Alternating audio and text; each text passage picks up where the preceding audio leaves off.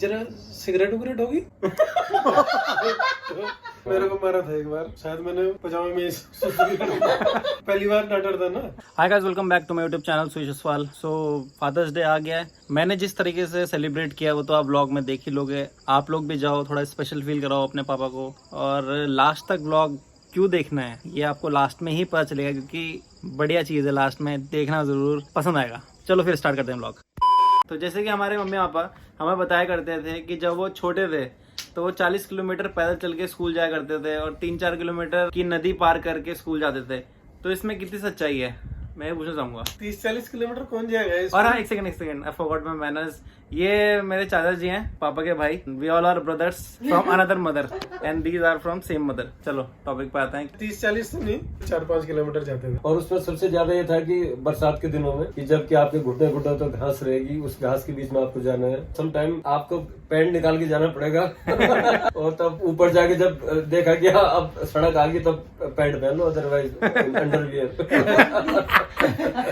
पहले क्या होता था ना, जब हम स्कूल जाते थे तो लोगों के वो मंडवे के पेड़ होते थे, तो उसके वो जो डंठल होती थी उसको हम बांध देते थे। जो पीछे वाला है वो उसमें उलझ के तेजी आते थे, वो धड़ाक से गिरता था फिर। तो उसका भी एक अलग ही मजा था। इसके अलावा जैसे जब हम स्कूल जाते थे पहाड़ में, तो वहाँ पे टीचर लोग उस समय स्कूल में ही रहते थे, खाना वाना बनाते थे। तो वो हमें बोलते थे अपने साथ जब भी आओगे एक एक लकड़ी लेके आना। तो सुबह सुबह फिर 1-2 बच्चों की ड्यूटी रहती थी कि भाई क्या क्या लकड़ने लाया, वो एक जर नाम नोट कर। अच्छा, एक भी लकड़ी नहीं रहनी चाहिए, वो एक तब दूसरे की लकड़ी से उसके पिछवाड़े में लगता था। और एक इंटरेस्टिंग बताता हूँ, मेलू होता है। तो उसे क्या करते हैं कि जैसे हमने आज स्कूल साथ में तोड़े, मिट्टी के अंदर दबा दिए, 3-4 दिन बाद पकते थे। तो एक बार हमने क्या किया कि खा दिया और उसमें पाउडर कर दी। अब दूसरा जब आया, जब उसने खोद के देखा कि वो पहले आगे सोचा मैं सबसे पहले खाऊंगा, जब देखा कि वहां तो पहले किसने खा के मिट्टी में पाउडर दबा दिया, उसने सोचा सड़ गए। तो एक बार जितने भी साल में द्वारे निकाल रहा है, एक दिन लुका। अच्छा, एक दिन लोका मतलब ये बंक बंक मार दिया। बंक भाई, एक ही दिन मारा? हाँ, मतलब स्कूल ही बंक मारा मतलब है? बेटा मैंने तो आज तक कभी स्कूल बंक नहीं मारा। अभी बंक मारना, फिर देख गवर्नमेंट जॉब लगेगी। अच्छा, ये तो ठीक है। और बचपन में कोई दादाजी से रिलेटेड, जैसे फादर्स डे है तो दादाजी से रिलेटेड कोई बात ऐसी कुछ हुई हो, दादाजी ने कुछ मारा हो? अरे नहीं, डांटा तकरीर मारने की तो बात दूर है। मेरे को मारा था एक बार। मारा तो नहीं था, खाली डांटा था। वो रुड़की में था मैं। मेरे को अब ये तो याद नहीं है क्यों डांटा, पर एक दिन ने ऐसी बोला, शायद मैंने पजामे में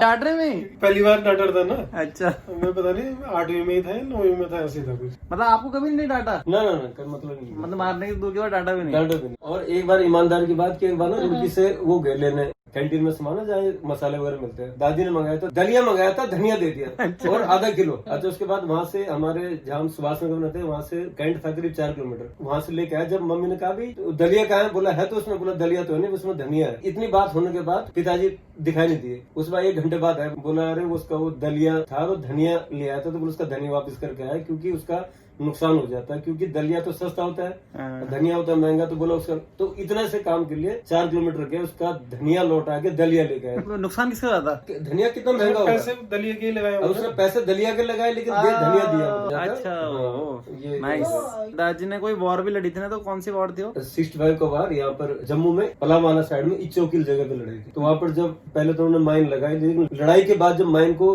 डिमाइन करते हैं ना, उसको निकालते हैं, उस टाइम में एक माइन फटने से उनका पैर का पंजा हो गया था। आधा पंजा कटा था तो आधा पैर था मतलब। तेरे नाना जी ने तेरे पापा का इंटरव्यू मेरे से कैसे लिया था? क्योंकि मम्मी का भी फादर्स डे था, मम्मी के हाँ, लिए मम्मी का फादर, नाना जी की बात होनी चाहिए। मतलब ऐसा था, एक रुड़की में तेरी मम्मी के रिलेटिव थे, तो हम उनके साथ घूमते घूमते तेरी मम्मी के घर में, तेरी मम्मी तब पढ़ती थी, तो हम गए। तो वहाँ एक दिन फिर शाम को ससुर जी मिल गया हमारे को। तो ससुर जी ने क्या नाम मुझे कहा कि आप मिलवाल, हम इन्हीं के बगल में रहते। अच्छा, कितने भाई हो आप लोग? हमने कहा 2 की शादी हुई, 3 कोटदार में। अच्छा, उनकी शादी नहीं हुई है? अच्छा, तो मैंने कहा ना भी नहीं। अच्छा, क्या करते हो? मैंने कहा वो उसमें है ना जूनियर इंजीनियर है। अच्छा, तो जूनियर इंजीनियर की तो अच्छी खासी तनख्वाह होती है। मैंने कहा खूब अच्छी तनख्वाह है। शादी नहीं हुई उनकी है? मैंने कहा नहीं है। अच्छा, ये तो मैं पहले की बात रहा हूँ। उसके बाद जब बात हो गई, उसके बाद थोड़ा बात आगे बढ़ी, तो उस दिन फिर ससुर जी ने अभी ये पूछना शुरू किया कि मुझे दहेज में क्या क्या नहीं देना है। किराए पर है ना? मैंने कहा हाँ किराए पर है ना। अच्छा, तो ऑफिस करना दूर से? मिलान ऑफिस से ना करीब 5-6 किलोमीटर। अच्छा 5-6 किलोमीटर। तो वहाँ रहते ना, किराए पे पहले रहते किराए थे पे रहते थे ना। तो उठा तो बहुत टाइम लग जाने वाले जाने में। मिलवाल ना है, स्कूटर से जाते हैं। अच्छा तो उधर से ऑटो जाते हैं। मैंने कहा ऑटो नहीं, स्कूटर, अपना स्कूटर। अच्छा अपने स्कूटर मैंने कहा उन्होंने अभी खरीदा। अच्छा अच्छा अच्छा अच्छा, ये स्कूटर भी नहीं देना। तो स्कूटर का भी क्लियर हो गया। तो फिर कमरे में तो सारे सामान होगा। मैंने कहा नहीं, सामान जरूरत होती नहीं, फ्रिज वगैरह भी है नहीं है। तब फ्रिज उन्होंने शादी में दे दिया था। टीवी नहीं दिया। टीवी नहीं दिया फिर। हाँ क्यों नहीं दिया? टीवी था। टीवी था, हाँ। हाँ, छोटा सा टीवी था जो। हाँ उन्होंने पूछ लिया था ना क्या क्या चीजें, मतलब उन्होंने घर की एक एक चीजें पूछ ली थी। हाँ, और उसके सही बाद भी है। और उसके बाद तो सुन, फिर जब वहाँ गए तो फिर नाना जी ने तेरे बोला कि नहीं सगाई कल ही होगी। अचानक अचानक। अच्छा देखने गए थे सिर्फ? हाँ कहीं लंदन निकलने जा रहा तो आपने भी मना नहीं किया क्या कि भाई रुक जाओ कुछ दिन? तो हम तो अरे, नादान थे यार। हाँ, लड़की पसंद आ गई। मैंने बोला हाथ से निकल अरे जाएगी बेटे, जो है वो नाना ले जी लो। ने हिप्नोटाइज कर दिया था सबको। बेटे नाना जी की फोटो डालेंगे, अभी फोटो दिखाऊंगा। नाना जी जब तक थे तब तक भी नाना जी के बाल नहीं उड़े थे भाई, ना- मानना पड़ेगा यार। बाल यार मूछें इतने घनी थी उनकी। हाँ, और बाल मतलब यहाँ तक बिल्कुल ऐसा भी नहीं कि यहाँ से भी गंजे, से आजकल के लड़के तो यहाँ से गंजे हो जा रहे। अरे भाई उनके बाल ना यहाँ से गंजे और ना यहाँ से गंजे। तो एक बार क्या हुआ ना, फिर उसके बाद आया एक दिन, तो मेरे ख्याल से मैं ड्यूटी था, तो वो वहाँ चले गए। रविंद्र ने अंकल और मैं साथ ही रहते थे, मतलब अगल बगल ही रहते थे। तो उनसे पूछ रहे जरा सिगरेट उगरेट होगी? तो उन्होंने कहा कि मैं ले आता हूँ। नहीं नहीं लाना नहीं है, मैंने सोचा आपके पास होगी। तो उन्होंने कहा नहीं नहीं हम तो पीते नहीं है। अच्छा तुम नहीं पीते? वो तो पीता होगा। तो उन्होंने कहा नहीं वो भी नहीं पीता, मैं आपके लिए ले आता हूँ। तो उन्होंने कहा नहीं नहीं मेरे को नहीं लाना, पर मैं कह रहा कि अगर है तो मैं पी लूंगा, मैं मेरा से नहीं पीता। अभी व्लॉग देखने के बाद बहुत लोगों ने मेरे से पूछा, आसपास भी रहते हैं, वो भी पूछते रहते हैं कि तेरे पापा को गुस्सा आता है या नहीं आता है। तो ये सच है कि नहीं है? मैं तो चलो मेरे को तो पता ही है, मैं तो बता ही दूंगा, आप बताओ। मेरे को ध्यान नहीं है, पर तेरी मम्मी जब दिलाती है तब आता है। बचपन का शेयर करो। बचपन में तो कभी हमने देखा नहीं होता, वैसे मजाक में हम बहुत लड़ते थे, हम आपस में हाथ भी चलाते थे, लेकिन मजाक बनाता। लेकिन जो गुस्सा है वो तेरी मम्मी चढ़ाती है। जैसे मैंने यहाँ भाई देखे हैं बहुत सारे, दो सगे भाई हैं, हाँ। वो 3-4 महीने तक बात नहीं करते किसी छोटी, मतलब कुछ भी बात पे से लड़ाई हो गई। नहीं ऐसे तो हमने चारों भाइयों में नहीं हुआ कभी। नहीं, एक शादी का इंसिडेंट है। हम करीब 15 किलोमीटर पैदल गए थे। अच्छा। तो वहाँ रात में जैसे होता है ना, रात को गणेश पूजा होती है, तो उसमें नहीं होते लड़के लड़कियां सब एक कमरे में हो जाते हैं। तो नीचे वाला कमरा था वो ज्यादा बड़ा नहीं था, तो उन्होंने कहा यार ये तुम्हारे जितने लड़के लड़के हैं सबको निकालो, इनको ऊपर वाले कमरे में वो कर दो। हमें सबको ऊपर वाले कमरे में बंद कर दिया। अच्छा। तो गांव में जो कमरे होते हैं ना, जैसे ऊपर वाले कमरे नीचे वाले कमरे में फर्श नहीं होता, बल्कि नीचे लकड़ी होती है, उसके बाद पत्ते, उसके बाद मिट्टी का हाँ, होता है। हाँ, मिट्टी का तो लेप। हमारे गांव के चाचा जी थे कलम सिंह, बहुत ही मतलब शैतान टाइप के थे। हाँ। तो जब ऊपर बंद कर दिया तो हमने कहा यार चाचा ये तो ठीक नहीं किया। बोला ठीक है, इस पंडित को मैं बताता हूँ इसको। उन्होंने ऊपर से उसको मिट्टी हटाई, छेद किया, वहां से सूसू करके सीधा नीचे जहाँ लोग बैठे हुए थे। एक दूसरा हुआ था जब ये अपनी जो दिल्ली वाली चाची है ना, उनके एक भाई की शादी थी, यहाँ सतपुली से गए थे हम वहाँ। तो आजकल तो डीजे चलता है, उन दिनों क्या होता था कि ये नाटक वाले होते थे, बीच में डांस कर रहे थे, चारों तरफ लोग बैठ जाते थे रात में, जैसे रात काटने के लिए, क्योंकि सोने की इतनी व्यवस्था नहीं होती थी। तो एक भाभी के गाँव के टिपलू नाम था उनका। पहले मतलब जैसे सुबह के टाइम नहाए धोए हो, तो उस समय गलती से उनका जो कच्छा उन्होंने पहना था वो भी पानी में गिर गया। अब उन्होंने कच्छा नहीं पहना, अब गीला कच्छा कैसे, उन्होंने छोड़ो यार, बोला पैंट पहन के। अब रात को दारू पी के भूल गए। हाँ, उसके बाद पहले क्या शादी में पलंग मिलता था दूल्हे को ना, उसी में हम बैठ गए थे। अब बीच में डांस चला, उधर लेडीज, इधर हम बराती बैठे हुए, टिपलू के साथ हम बैठे हुए, खूब एंजॉय कर रहे।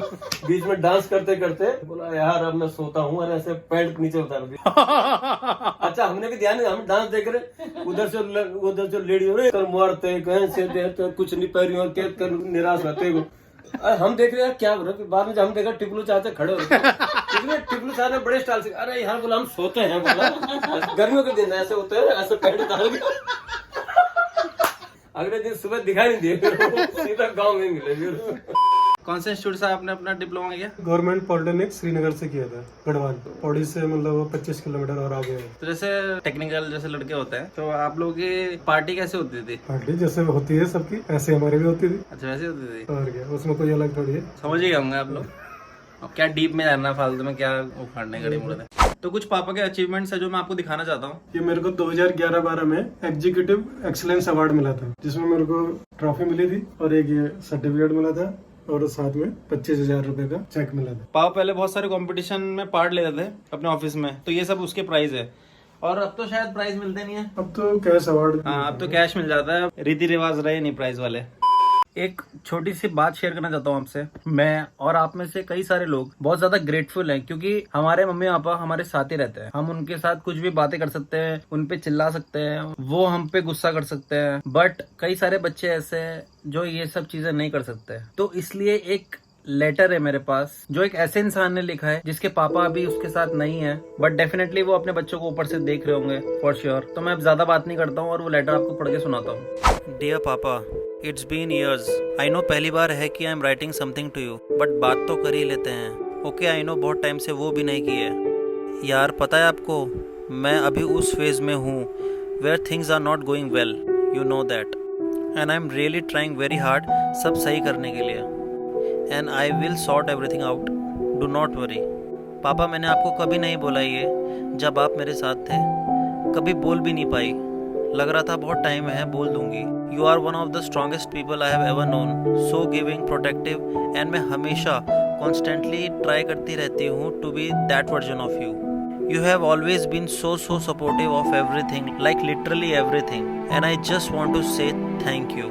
Thank you for making our life a lot more easier. If not for you, things wouldn't have been the way they are now.